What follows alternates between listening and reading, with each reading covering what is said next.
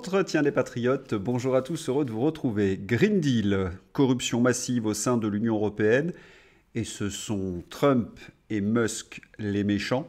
Jacques Weber, l'homme de main de BHL. Avant de répondre à ces questions et traiter d'autres sujets d'actualité, vous connaissez la coutume sur cette chaîne, je commence toujours mon entretien par remercier ceux qui m'ont permis justement de le produire, car ils m'ont financé à l'aide des merci rémunérateurs. Et aujourd'hui sont à l'honneur des fidèles parmi les fidèles, Manu Combe, Yann Penaud, Jean Barthès, Béatrice Brun, Philippe Bohen et Rambard. Merci à eux du fond du cœur. Et puis je tenais à vous remercier pour votre soutien inconditionnel. Oui, il faut aider la réinformation, la presse citoyenne. Comment faire? C'est simple, il suffit de lever le petit pouce, écrire de gentils messages et diffuser sur d'autres réseaux sociaux. Merci à tous. Jacques Weber a passé le mur du son avec un cécédille. Jacques Weber a ainsi vomi sur Donald Trump, je cite, ouvrez les guillemets, « Trump est une ordure, un gros dégueulasse qu'il faut écrabouiller, éliminer littéralement ». Fermez les guillemets. Béatrice Rosen traitait un président démocratiquement et largement élu de cette façon, appelé à le supprimer et dans la même phrase, d'après, déplorer le manque de nuances dans le débat public. Je regrette que ce par ailleurs excellent acteur ne vienne pas plus souvent au secours des Français avec la même énergie et n'ait dénoncé les discriminations d'inspiration fasciste pendant la crise sanitaire, la répression fasciste des Gilets jaunes ou encore les ZFE, zones fascistes escrologistes. Bon, avec ces comédiens, il est toujours difficile de mesurer leur degré de sincérité. Ce Jacques Weber joue-t-il un rôle? Est-il payé, encouragé à vomir ainsi sur Donald Trump? Oui, j'ai bien des doutes, d'autant que son interview s'inscrit dans un narratif anti-Trump. J'y reviendrai. Et puis, il y a le pédigré de ce comédien. En 2022, Jacques Weber appelait à voter Mélenchon. Il utilisait déjà cette expression de la feuille de cigarette. En 2014, il jouait dans une pièce de BHL, où il incarnait BHL, racontant la vie merveilleuse de BHL, serviteur de l'européisme. Tout Paris était venu à la première, pensez que du beau monde, François Hollande, Manuel Valls, Klaus Barbier, et puis après, plus personne. Eh oui, Jacques Weber est un ami de BHL. Il a joué donc dans sa pièce de théâtre Hôtel Europe, le plus grand four de l'histoire du théâtre. Eh oui, la pièce fut déprogrammée en quelques jours, faute de spectateurs. Un BHL de plus, un bide hautement lamentable. Votre serviteur a lu cette pièce à l'époque pour en écrire la critique. Navet mégalo d'un mythomane, déstabilisant de bêtises grandiloquentes. Bref, voilà le marigot parisien où s'ébat Jacques Weber, bourbier gauchiste tendance BHL. Doit-on s'étonner dans ces conditions qu'il vomisse sur Donald Trump? Pas vraiment donc, mais il faut insister sur un fait. Les propos de Jacques Weber s'inscrivent dans un narratif. Oui, sur les plateaux de télévision, sur le service public, l'objectif est de raconter n'importe quoi sur les deux hommes. Illustration avec François Clémenceau, qui affirme que l'action de X s'écroule en bourse. Seul X, un petit rien, une pécadille. X n'est plus coté en bourse depuis 2022. Monsieur Clémenceau, heureusement que vous avez une cravate, ça donne tout de suite une prestance. Par contre, le ticker X, c'est United Steel Corporation. Twitter est privé depuis le rachat par Elon Musk et n'est plus coté en bourse depuis 2022. Mais pourquoi un tel bobard, me direz-vous? Eh bien, François Clémenceau avait pour but de montrer que depuis le faux salut controversé et Hello Kit X, c'est la ruine pour Elon Musk. Sur LCI, ils ne savent plus que mentir, comme des arracheurs de dents. Bon, ça c'est une version un peu ancienne. Est-ce qu'il y a une version moderne d'arracheurs de dents? Oui, macroniste. Le ministre des Affaires étrangères relaie indirectement la fake news du salut controversé et insinue que les républicains américains soutiennent donc les heures les plus sombres de notre histoire. Un niveau pathétique qui explique pourquoi la France ne brille plus à l'international. Mais il y a quelque chose qui me semble plus évident. Le ministre aux yeux de Gobi, donc Barrot, en mentant ainsi, en relayant ce narratif, avoue en quelque sorte Qui ordonne aux journalistes, aux faux experts, aux comédiens sans cervelle de salir le président américain? Oui, c'est open bar.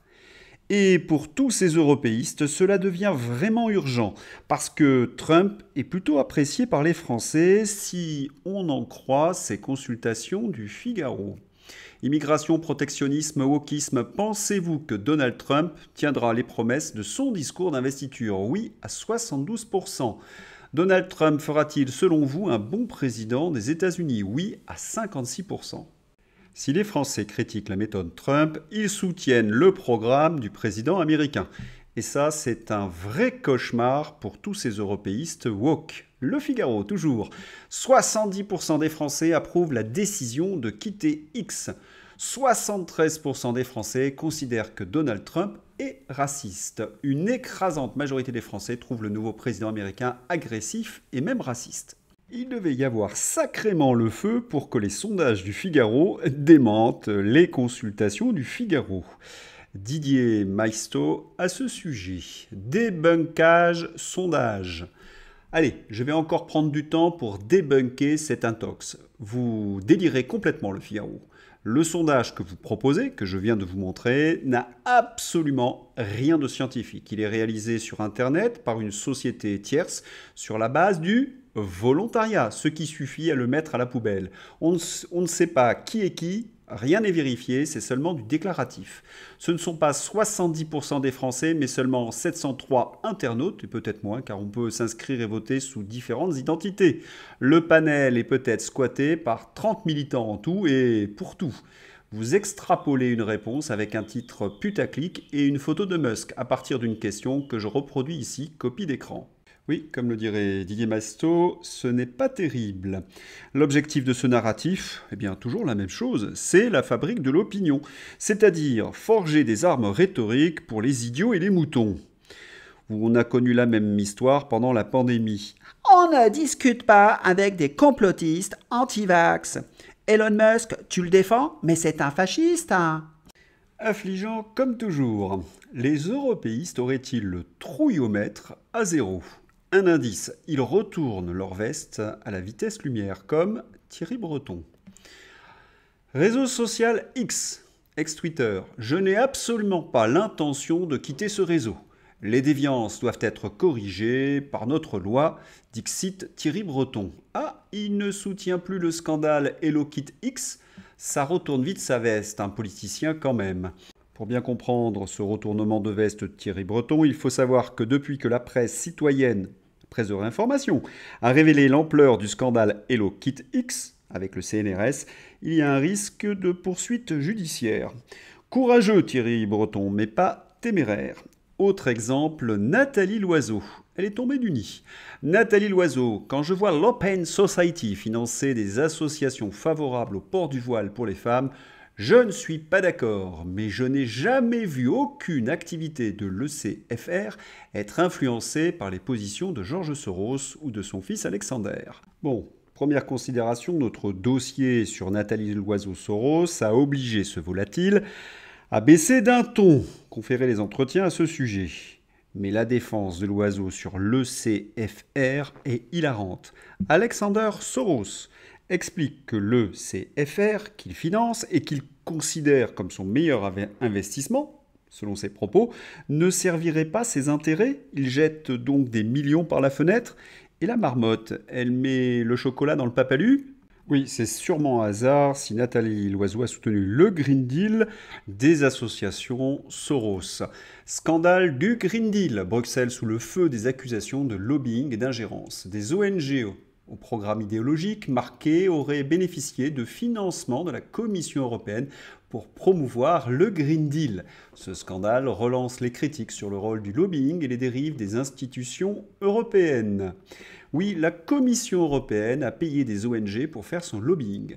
L'institution finançait des ONG pour faire pression sur les eurodéputés en faveur du pacte vert, un système de lobbying fantôme que le commissaire au budget a dû reconnaître. La corruption est généralisée et banalisée. Quelle opposition en France va enfin se lever et dire « cela suffit » ? Assumer de dire que l'Union européenne n'a plus rien à voir avec ce qui a été vendu au peuple, qu'elle n'est devenue qu'un alibi pour centraliser le pouvoir à Bruxelles, pour mieux faire pression ou corrompre des élus par des technocrates au profit d'intérêts privés étrangers et d'intérêts personnels, qu'elle n'est qu'un alibi pour siphonner l'argent public et le détourner et vider les États-nations de leur souveraineté. Quand est-ce que cette farce triste va s'arrêter ? Philippe de Villiers sur ce pacte vert. Philippe de Villiers revient sur le nouveau scandale qui frappe la Commission européenne, celui du pacte vert. L'institution finançait des ONG pour faire pression sur les eurodéputés en faveur du pacte vert, le Green Deal. Un député du Rassemblement national a saisi le parquet national financier, le parquet européen, OLAF, la lutte antifraude. Il explique l'influence des lobbies lorsqu'il était député européen. C'est hallucinant mais pas surprenant. Il y a 70 lobbyistes par député. Le lobbyisme est une forme de corruption légale. Il y a 50 000 lobbyistes à Bruxelles. On est face à un double scandale. Moral, la corruption, c'est un Green Deal Gate et politique. Le pacte vert, au moment où la Chine nous vend des panneaux photovoltaïques, des terres rares pour les éoliennes, 80% de batteries pour les voitures sont chinoises. Et au moment où les Américains vont installer une herse douanière qui va les renforcer et nous affaiblir, nous, on déclare la décroissance. À cause du pacte vert, on achète tout le matériel à la Chine et à cause de la guerre en Ukraine, on achète le gaz liquéfié aux Américains. Cette Union européenne, on en reparlera, mais elle est morte. Autre influence d'un lobby, à vous de juger. L'Union européenne n'en a pas fini d'engraisser le Big Pharma avec l'argent du contribuable. 146 millions de doses de pchut Covid commandées à Moderna. Les stocks sont déjà pleins et les effets secondaires se révèlent en chaîne, mais l'Union européenne reste fidèle à son rôle, celui du royaume des intérêts financiers et des grands lobbies bien évidemment, des grands labos au détriment des populations. Pchut contre le Covid-19, l'Union européenne signe un contrat pluriannuel avec Moderna. Et sur ces 146 millions d'euros, combien faut-il ajouter de pots de vin ? Florian Philippot. On nage en plein scandale. Nous venons d'apprendre que Ursula von der Leyen, la Commission européenne, vient de passer un nouveau contrat pour les 4 prochaines années auprès de Moderna pour la fourniture de 146 millions de nouvelles doses de vaccins, entre guillemets, ARN messager contre le Covid-19. Vous imaginez les milliards d'euros que ça doit coûter aux contribuables. 146 millions de nouvelles doses, pourquoi faire ? Les campagnes de vaccination sont un échec partout, plus personne n'en veut et pour cause. Nous voyons ce que nous voyons, nous savons la vérité maintenant. Nous avons vu les commissions d'enquête, nous voyons les procès, nous avons démasqué leurs mensonges. Nous voyons les drames. Alors pourquoi faire ? Où va l'argent réellement ? C'est d'autant plus scandaleux que Ursula von der Leyen vient d'échapper provisoirement à ses responsabilités dans un procès à Liège sur les mêmes contrats avec Pfizer, et nous en savons quelque chose, nous patriotes, puisque nous sommes partie civile à ce procès. Mais elle n'échappera pas éternellement à ses responsabilités, comme l'ensemble des responsables de cette affaire, de ce scandale. Et ce nouveau scandale Moderna nous donne plus envie encore de nous battre pour la vérité et la justice. Au moment où tout est bouleversé, nous voyons bien l'accélération des événements, la vérité qui émerge partout, Kennedy Junior aux États-Unis. Alors on va se battre plus encore en 2025 pour la vérité, pour la justice et pour dire à nos compatriotes il faut sortir de l'Union européenne au nom notamment de la lutte contre la corruption, faire le Frexit. Au boulot, on se bat, on ne lâche rien, on gagne. Merci Florian Philippot. Mais paraît-il que c'est Musk le méchant, en tout cas c'est ce que disent les européistes. Oui, voilà pourquoi les élites mondialistes veulent la peau d'Elon Musk. Extrait de son discours à un rassemblement de l'AfD, parti populiste allemand. Je pense que vous voulez plus d'autodétermination pour l'Allemagne et les autres pays européens, et surtout moins de Bruxelles. Je pense qu'il y a trop de bureaucratie de la part de Bruxelles, trop de contrôle de la part d'une sorte d'élite mondialiste. Il devrait y avoir moins de gouvernement mondial. Les pays doivent faire preuve davantage de détermination individuelle. Ce n'est pas un mystère, les globalistes, les européistes sont les ennemis de Musk et de Donald Trump. Par ailleurs, ils ont mis des bâtons dans les roues dans le dossier ukrainien au président américain. Donald Trump. J'aurais pu conclure un accord, mais Zelensky a choisi de se battre. Je dirais à Zelensky qu'il doit conclure un accord maintenant, qu'il n'aurait pas dû faire cette guerre. Le président Donald Trump explique donc que c'est le financement américain de Joe Biden qui est responsable que la guerre dure aussi longtemps. Oui, ce financement a empêché toute forme de paix. Les négociations, malgré tout, semblent avoir commencé puisque le président Vladimir Poutine a envoyé un signal favorable au président Donald Trump.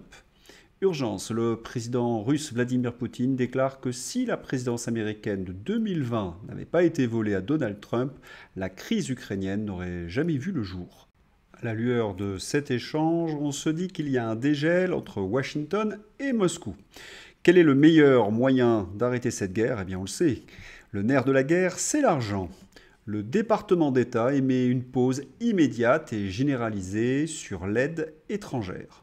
Et cela concerne au premier chef l'aide américaine en Ukraine. Le gel de l'aide américaine a, en tout cas, eu des conséquences directes en Ukraine, puisque dès samedi soir, certaines organisations ont eu pour ordre de cesser leurs activités. L'aide des États-Unis, des centaines de contrats pour plus de 70 milliards de dollars en 2022, finance toute une série de programmes de soutien en Ukraine, des écoles aux hôpitaux, en passant par le développement économique. Soyons plus clairs, l'Ukraine est un pays sous perfusion financière.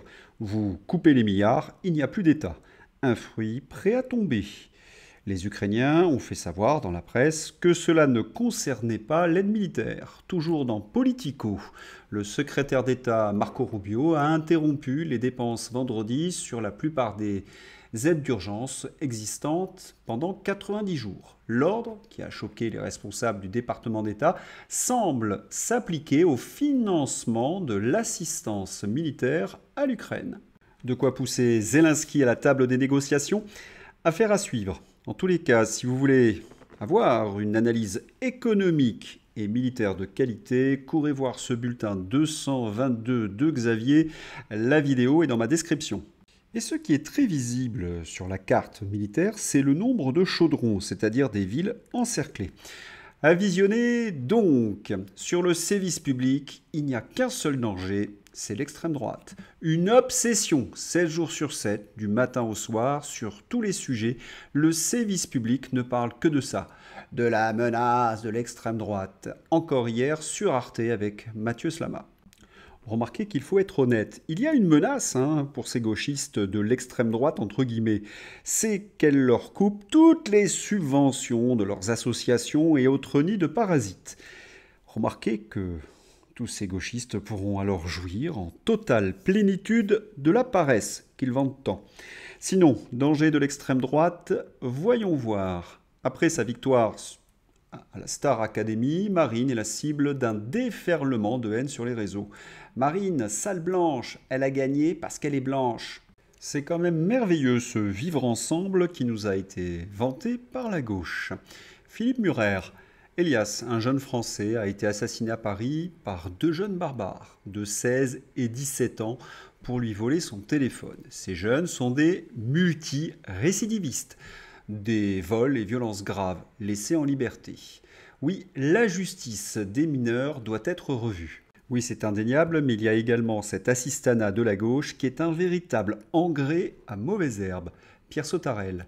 Paris 14e. Les 2 suspects du meurtre d'Elias ont bénéficié d'un soutien éducatif et familial de la part de la mère après avoir commis des vols avec violence. Depuis, tout va mieux, prétendait-elle à l'époque. En mars 2024, le Parisien s'était penché sur la délinquance dans les arrondissements parisiens. Il avait alors été noté que des incivilités entre guillemets, comme des dégradations, des vols et des violences, avaient été constatées dans le 14e, fin 2023, aux abords des stades Didot et Jules Noël. En discutant avec les services sociaux et les associations sportives, on a identifié 5 jeunes, confie alors Karine Petit, la mère PS. On leur a apporté un soutien éducatif. On a aidé leurs familles et depuis, tout va mieux. Selon nos informations, les 2 suspects du meurtre d'Elias font partie de ces 5 personnes prises en charge à l'époque. En gros, les parents ont encore plus reçu d'allocations quand leurs enfants ont commis des vols avec violence. Ce drame illustre parfaitement ce qui se passe en France depuis 40 ans. le traitement social de la délinquance, la prévention, l'absence de réponse pénale expliquent l'explosion du trafic de stupéfiants chez les jeunes, le racket et l'ultraviolence. Merci les progressistes et merci bien évidemment à la justice. Agression d'un handicapé à Nantes, le vigile qui a diffusé la vidéo est condamné à indemniser l'agresseur algérien sous OQTF. Non, non, ce n'est pas une blague, mais comme le dit Mathieu Slama, le véritable danger, c'est l'extrême droite.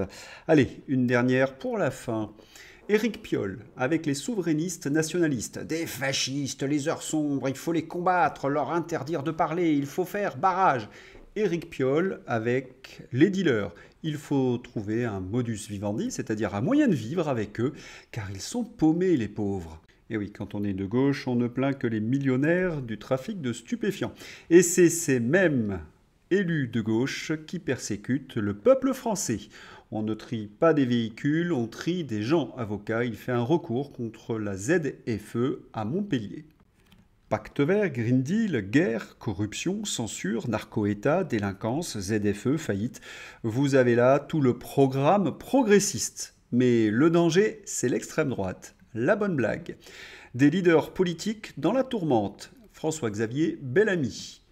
Il vote pour Ursula, il vote pour la Commission européenne, il vote contre la transparence des contrats Pfizer et des SMS. Mais il s'étonne du manque de transparence et de séparation des pouvoirs en Europe.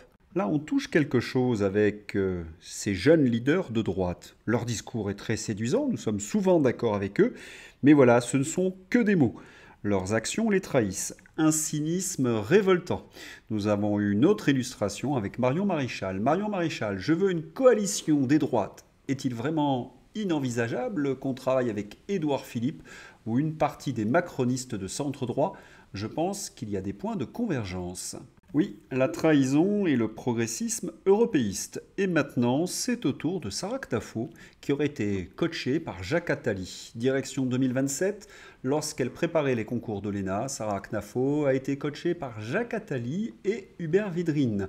En prévision de 2027, de rappel, Jacques Attali avait prédit la victoire d'Emmanuel Macron en 2017, c'est lui d'ailleurs qui l'avait coaché.